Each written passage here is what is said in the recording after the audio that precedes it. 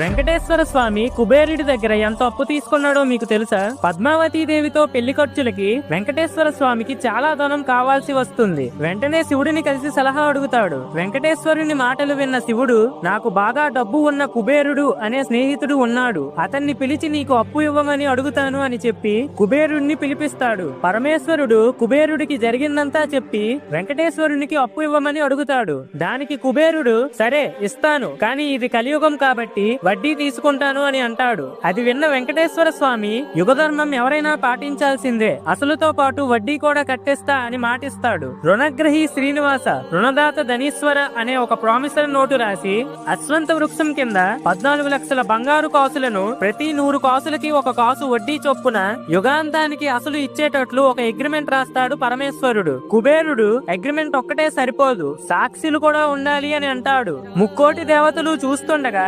పరమేశ్వరుడు, బ్రహ్మదేవుడు, అశ్వంత వృక్షం వీళ్ళు ముగ్గురు సాక్షి సంతకాలు పెడతారు. దేవతలందరి సమక్షంలో కుబేరుడు వెంకటేశ్వర స్వామికి 14 లక్షల బంగారు కాసులను అప్పు ఇస్తాడు. ఫ్రెండ్స్, గోవింద.